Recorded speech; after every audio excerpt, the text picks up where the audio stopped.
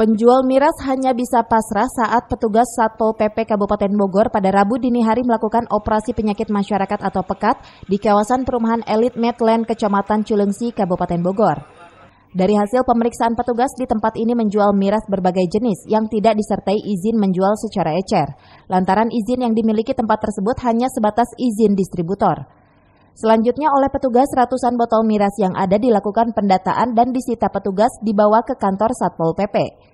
Pekat ya, di sini melakukan pemeriksaan terhadap penjual miras. Memang kita sudah melakukan kedua kali ya di sini. Memang yang pertama dia memiliki izin KMP dari Kementerian Perdagangan, itu izin untuk distributor.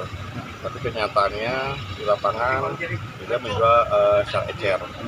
Nah, di sini memang untuk masalah perizinan untuk golongan A dikeluarkan oleh Kementerian Perdagangan bisa keluar. Tapi di sisi lain untuk golongan B itu balik lagi ke daerah. Jadi untuk eceran itu balik ke daerah, karena daerah Kabupaten Bogor itu tidak pernah mengeluarkan. Dari sini temuannya terdapat berbagai macam jenis minuman yang diecer, itu kurang lebih 109 botol. Dan ini juga kegiatan ini di sisi lain ada pengaduan dari masyarakat juga, dari tokoh maupun dari tokoh agama gitu ya. Selain di salah satu ruko di perumahan elit tersebut, petugas kembali melakukan razia miras di tempat hiburan malam lainnya di wilayah Cileungsi. Dari Cileungsi, Kabupaten Bogor, Edi Junaidi melaporkan.